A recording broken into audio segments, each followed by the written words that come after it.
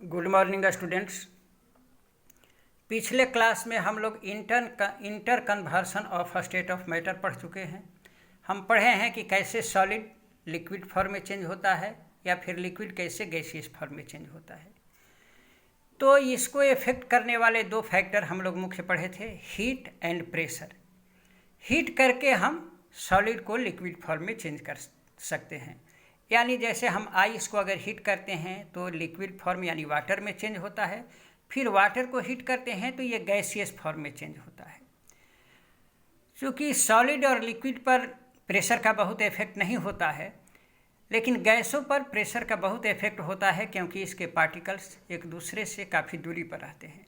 इसी से gases can be compressed, gas को हम कंप्रेस करके लिक्विड फॉर्म में ला सकते हैं। अब हम लोग पढ़ेंगे कि जैसे यहाँ हम देख रहे हैं कि ये आइस है इस बीकर में, इसको हम हीट कर रहे हैं। यहाँ थर्मामीटर लगा हुआ है, एक स्टायरर है ग्लास रड, इससे हम इसको चलाते रहते हैं ताकि पूरे आइस को हीट करने पर इक्वल हीट मिले।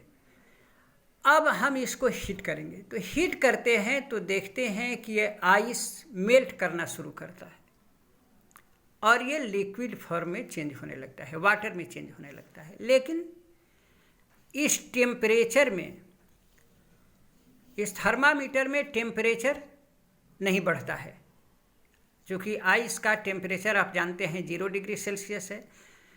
तो हम इसको हीट करते हैं, पूरा आइस धीरे धीरे वाटर में बदलते रहता है, लेकिन थर्मामीटर में टेम्परेचर इंक्रीज नहीं करता है, ये 0 डिग्री ही शो करता है। तो प्रश्न उठता है कि आखिर हमारे द्वारा दिया गया हीट गया कहाँ।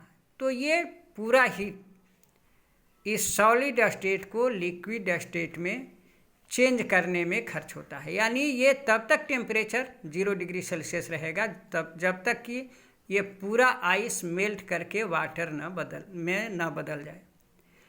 इस हीट को हम कहते हैं लेटेंट हीट, यानी latent heat amount of heat required to change the state of matter without changing temperature is called latent heat. Latent heat क्या है कि वह हीट जो मैटर को एक स्टेट से दूसरे स्टेट में चेंज करने में यूज किया जाता है without changing the temperature, temperature में बिना किसी चेंजिंग के मैटर के एक स्टेट से दूसरे स्टेट में चेंज करने में जो हीट यूज होता है उसको हम कहते हैं लेटेंट हीट। फिर अगर आइस को मेल्ट करने पर वाटर में बदल जाता है, जब पूरा आइस वाटर में बदल जाता है और फिर अब इसको हीट करना जारी रखते हैं, तब इसका थर्मामीटर में टेम्परेचर इंक्रीज करने लगता है, धीरे धीरे इसका टेम्परेचर इंक्रीज करता है। अब हम देखते हैं कि जब 100 डिग्री सेल्सियस टेम्परेचर पहुंचता है तो पूरा वाटर बॉयल करने लगता है। अब हम इसको फिर हीट करना कंटिन्यू रखते हैं, तो अब देखते हैं कि 100 डिग्री से ऊपर इसका टेम्परेचर इंक्रीज नहीं करता है। ऐसा इसलिए होता है क्योंकि जो हीट अब हम दे रहे हैं वह हीट इस वाटर को गैसियस फॉर्म यानी वाटर वेपर में चेंज करने में खर्च होता है। तो ये भी लेटेंट हीट है। तो ये latent heat amount of heat required to change the state of matter without changing temperature is called latent heat. यहाँ देखिए ये 3 टाइप का है।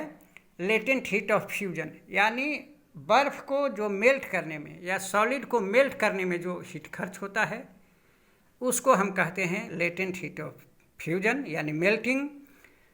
फिर ये इस लिक्विड को यानी वाटर को वेपर में चेंज करने में जो हीट यूज होता है उसको कहते हैं latent heat of vaporisation.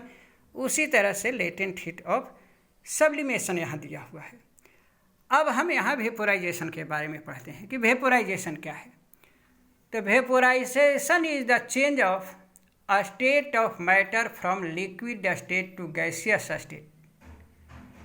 Liquid state से गैसियस स्टेट में चेंज करने के प्रोसेस को हम कहते हैं वेपोराइजेशन। अब vaporisation takes place at any temperature and at the surface of liquid. Vaporisation हर टेम्परेचर पर होता है और ये लिक्विड के अपर सरफेस पर होता है। इसके बाद है बॉइलिंग।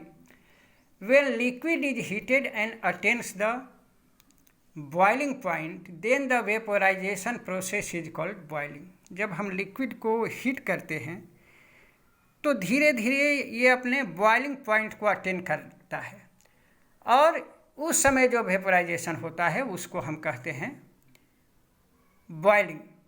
बॉइलिंग और इवेपोरेशन में बेसिकली डिफरेंस ये है कि evaporation takes place at any temperature and it takes place on the upper surface of liquid, but boiling takes place at a fixed temperature and it happens throughout the liquid. ये पूरे liquid में होता है।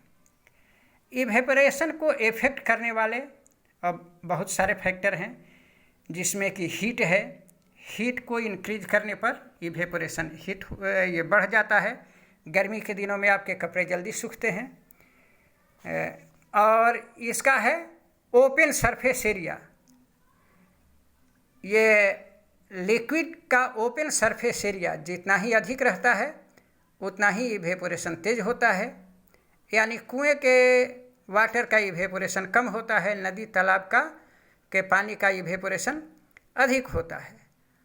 और इसका के बाद है ये एटमॉस्फेरिक कंडीशन, यानी जैसे कि वेदर कंडीशन इसको हम कहेंगे। यानी जैसे विंड स्पीड, तेज़ हवा में इवेपोरेशन अधिक होता है।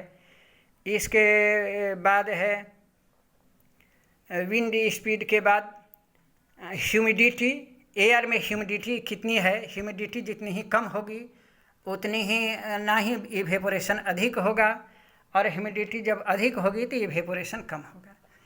अब इसके बाद हमको पढ़ना है different scale of temperature. Temperature को हम सेल्सियस स्केल में मापते हैं, फ़ारेनहाइट में मापते हैं और केल्विन स्केल में मापते हैं। ये मेन स्केल है। तो यहाँ आप देख रहे हैं सेल्सियस स्केल, इसका मिनिमम पॉइंट 0 डिग्री सेल्सियस है और मैक्सिमम 100 डिग्री सेल्सियस है। ये 100 पार्ट में बटा होता है। उसके बाद है फ़ारेनहाइट स्केल, इसका मिनिमम पॉइंट है 32 डिग्री फ़ारेनहाइट, मैक्सिमम है 212 डिग्री फ़ारेनहाइट और ये 180 पार्ट में बटा रहता है। इसके बाद है केल्विन स्केल, ये 273 केल्विन है मिनिमम, मैक्सिमम है 373 केल्विन और ये 100 पार्ट्स में बटा रहता है। अब यहाँ एक फार्मूला दिया हुआ है कैसे हम सेल्सियस टेम्परेचर को फ़ारेनहाइट या फ़ारेनहाइट को सेल्सियस में चेंज करेंगे।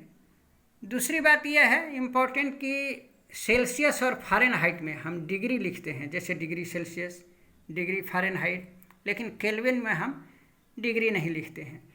तो इस तरह से हम लोग पढ़े latent heat, difference in evaporation and boiling और डिफरेंट स्केल ऑफ टेम्परेचर।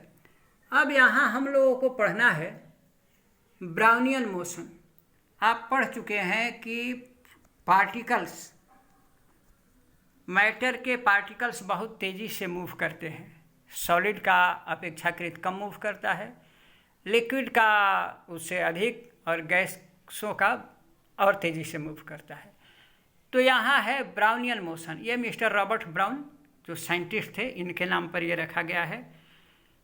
तो the random motion of particle suspended in a fluid resulting from their collision with the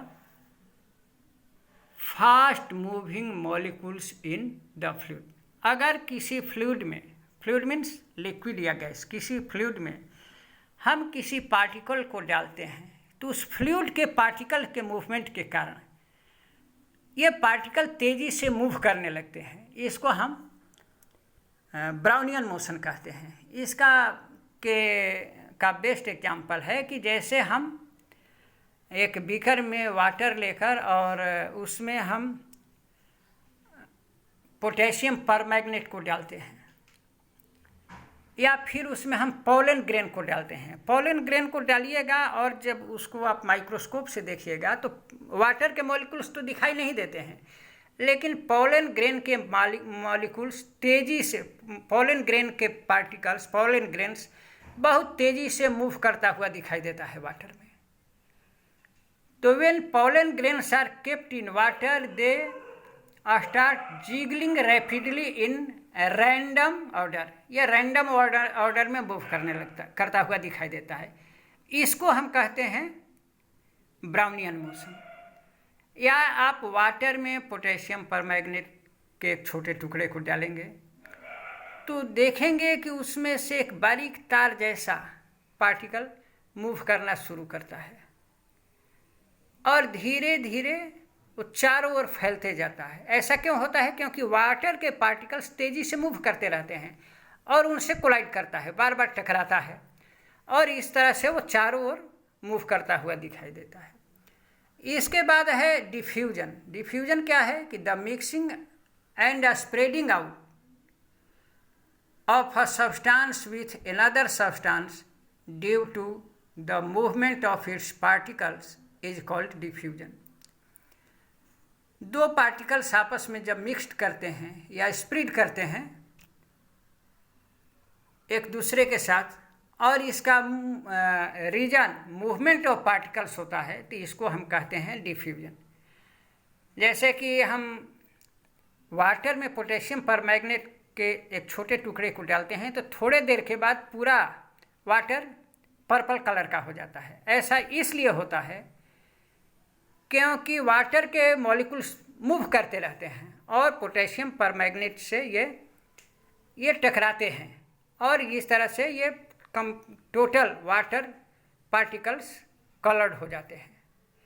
अब diffusion in gases is very fast. गैसों में diffusion बहुत तेज़ी से होता है। आप देखते हैं किचन में जो खाना बनता है उसकी सुगंध हम लोग दूर बैठे रहते हैं लेकिन हम लोगों तक पहुंच जाता है, या किचन में कोई चीज़ जलता है तो उसका भी गंध पहुंच जाता है हम लोगों तक।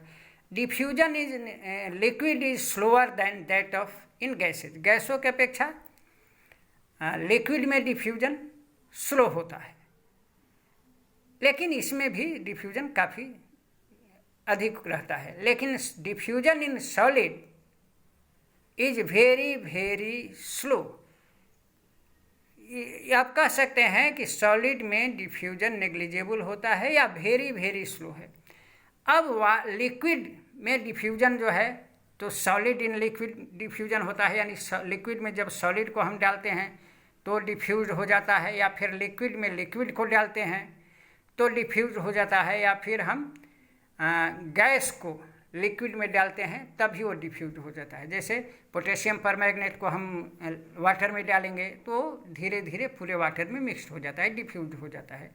या फिर उसमें हम कोई इंक डालते हैं तो लिक्विड इन लिक्विड और डिफ्यूज हो जाता है, मिक्स्ड हो जाता है। या फिर आप जानते हैं कि कार्बन डाइऑक्साइड गैस डिजॉल्व हो जाता है वाटर में, या जो ऑक्सीजन गैस वाटर में डिजॉल्व्ड है जो एक्वेटिक एनिमल और एक्वेटिक प्लांट के लिए हेल्पफुल है, तो ये डिफ्यूजन के द्वारा ही वाटर में मिक्स्ड रहता है। तो ये इस तरह से diffusion in gas is very fast, diffusion in liquid is slower then diffusion of gases, and diffusion in solid is very very slow. तो इस तरह से ये आपका फर्स्ट लेसन कंप्लीट होता है। अगले दिन हम लोग अगला लेसन पढ़ेंगे। तब तक इसे जो रिलेटेड होमवर्क दिया जा रहा है इसको आप लोग बनाएंगे और अपने ग्रुप में शेयर करेंगे।